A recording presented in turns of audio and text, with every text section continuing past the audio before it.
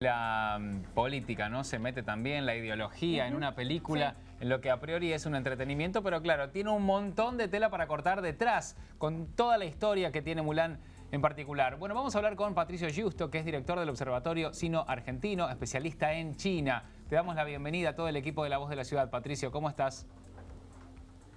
¿Qué tal? Muchas gracias por la invitación. Gracias a vos por atendernos. Bueno, recién hacíamos la introducción de lo que es esta polémica insólita, ¿no? Para muchos con respecto a lo que es el futuro estreno de la película Mulan. Sí, muy bien descrito la mayor parte de las cosas que han dicho ahí, que son importantes para entender el contexto, pero yo acá te sumaría el otro factor decisivo, que es que esto se da en el marco del conflicto entre China y los Estados Unidos. Claro. El gobierno de los Estados Unidos ha sido uno de los gobiernos, quizás el más importante del mundo, obviamente, que ha criticado sistemáticamente la situación de los derechos humanos en Xinjiang. Ha habido una ley que se aprobó hace poquito para restringir visas de funcionarios de Xinjiang. Se han pedido desde la ONU hacer misiones para supervisar la cuestión de los derechos humanos, pero también hay que decir que la mayor parte de estas cuestiones que fueron mencionadas anteriormente son parte de artículos periodísticos, básicamente de New York Times y de otros medios occidentales que son claramente anti-China, y nunca se ha podido recabar una documentación fehaciente de que efectivamente esos abusos están sucediendo. China lo que dice efectivamente es que existen campos de reeducación. Efectivamente Xinjiang históricamente por décadas ha sido un lugar donde ha surgido mucho separatismo, fundamentalismo, y se han consolidado grupos terroristas que actúan en toda esa zona aérea central. Así que efectivamente ha sido un problema de seguridad, pero bueno, está el debate de hasta qué punto se adoctrina, se abusa, si esto es realmente bueno para la población o no. Evidentemente algo sucede ahí, pero también el hecho de que se pueda haber filmado la película ahí, que Disney, una empresa norteamericana, haya podido entrar y filmar, también da la pauta de que tanto secretismo, tanto oscurantismo no estaría sucediendo ahí, ¿no? Si no, no hubiese sido posible la filmación de Mulan. Patricio, ¿cuáles son los crímenes que se denuncian en esa región? Mirá, las denuncias que hay es que a la gente se la encarcela de alguna forma en estos campos de reeducación para adoctrinarlos, de alguna forma inculcarles la educación que va en contra de estas ideas separatistas, del fundamentalismo religioso, y obviamente que reciban una educación acorde digamos, al mandato del sistema educativo de China.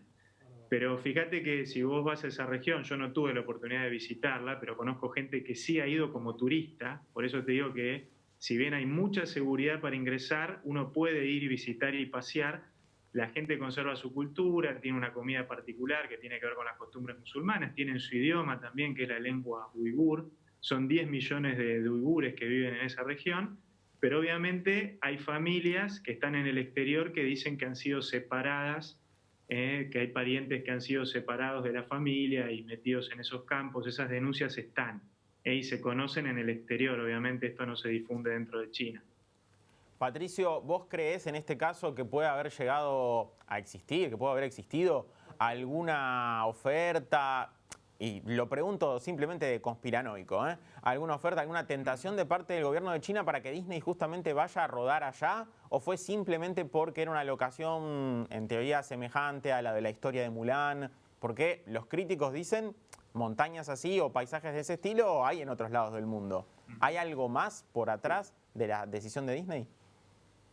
Yo me inclino a pensar más por lo último, que es que efectivamente era un lugar propicio. De hecho, el hecho de filmarlo en China, porque esta es una historia que está inspirada en la historia de China, digamos, ¿no? Una leyenda, ¿no? Como queramos llamarlo. Y pensemos en Disney. ¿Qué necesidad tiene Disney de tener un impacto negativo en su imagen internacional, efectivamente como está teniendo ahora, por haber puesto en los créditos estas organizaciones? La verdad que me parece que o Disney no calculó bien, pero no veo que haya tenido una necesidad de hacerlo ahí, de congraciarse con el Partido Comunista y recibir algún tipo de beneficio. Estamos hablando de una empresa que maneja cifras exorbitantes, multimillonarias. Esta película creo que salió más de 200 millones de dólares, una cosa así. Correcto. Yo no creo que tengan la Ese era necesidad el presupuesto. de depender de que el Partido Comunista les dé algo, ¿no? Bien, Patricio, saliendo de este tema Hubo de un la película. error de cálculo, evidentemente hubo un error de cálculo, me parece, por parte de la empresa de la consecuencia que esto iba a tener. Bien, Patricio, saliendo del tema de la película, con respecto a los números que estuvo presentando China durante la pandemia, lo que estuvo dejando, lo que fue la aparición del COVID-19, ¿vos estás completamente de acuerdo? ¿Se sabe algo más allá de la desconfianza que la mayoría tiene? Mira, yo he vivido en China, en este momento no viajo hace un año, pero estoy en contacto con mucha gente que vive allá, con lo cual esto es primera mano. Efectivamente, hace unos 23 días que China no reporta casos de contagios locales. Ajá. El presidente Xi Jinping el otro día declaró oficialmente que hemos derrotado la pandemia, en el sentido de que China no está exenta de que sigan entrando casos importados, como prácticamente todos los días sucede, ¿no? Pero hay una situación que está controlada sanitariamente a nivel nacional, por primera vez desde enero. Recordemos que esto empieza en enero, Sí. Acá nos enteramos tarde, las autoridades nuestras recién se enteraron en marzo que había una pandemia, pero digo, efectivamente, por lo que me cuenta la gente, por cómo está viviendo allá, hay una situación controlada. ¿Qué pasa? Se vive con todos los resguardos, el barbijo, la distancia, medidas estrictas de seguridad, el QR de salud para medir si tuviste el virus, si no lo tuviste, si tenés factores de riesgo. Está todo como muy controlado en ese sentido. Y yo, digamos, no tengo argumentos para no creer en las cifras. Que puede haber habido más contagios no contabilizados, y sí, es un país de 1.400 millones de habitantes, puede ser esto, como puede pasar en otros países del mundo también. Claro, en eso es donde comenzó esa desconfianza. Por eso la pregunta, tal vez vos tenías algún dato extra o sabías de primera mano que hubo un ocultamiento de información con respecto a los datos. Mira, la desconfianza surge por dos razones muy básicas. Es el país donde se originó el virus. Por parte del mismo gobierno, tardó bastante tiempo en darse cuenta de que había una nueva enfermedad. Aparentemente todo el mes de diciembre esta enfermedad se estuvo expandiendo en la zona de Wuhan y alrededores. Y recién el 31 de diciembre el presidente toma la decisión de, digamos, tomar cartas en el asunto. El 10 de enero China ya secuencia genéticamente el coronavirus, entonces en ese periodo ahí es donde se diría que hubo ocultamiento, no la sospecha. Y después el sistema político, ¿no? Siempre se desconfía de China por el sistema político que tiene, donde el manejo de la información siempre es algo que se maneja con mucho hermetismo, entonces es lógico esto, el origen y el tipo de sistema político ha llevado a esta sospecha. Patricio, le sumo a este supuesto éxito del gobierno chino contra el COVID algo de lo que hablabas hace un ratito, la palabra adoctrinamiento.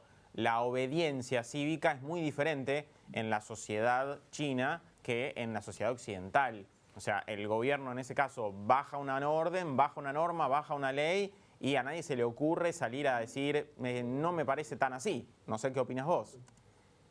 Absolutamente esto es así, y aunque por ahí esto es polémico lo que voy a decir, pero yo lo veo como una de las grandes ventajas. Cuando yo vivía allá, las normas se obedecen en China, y si alguien no las cumple es castigado, cosa que en Occidente, y sobre todo en países como el nuestro, a veces eso es bastante complicado.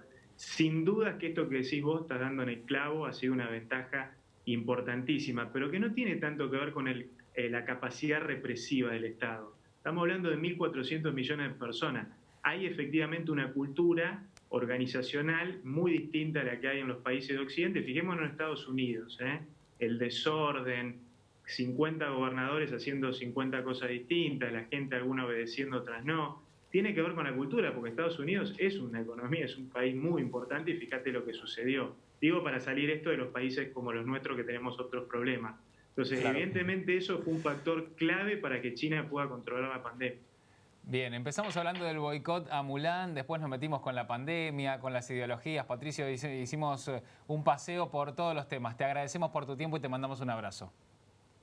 Muchas gracias, que sigan bien el programa. Igualmente. Patricio Giusto es director del Observatorio Sino-Argentino, especialista en China, contándonos sobre este boicot primero a la película Mulan y después ya nos metimos de lleno en lo que fue tal vez esa desconfianza de casi todo el mundo con los números que estuvo presentando China en relación a la pandemia de coronavirus.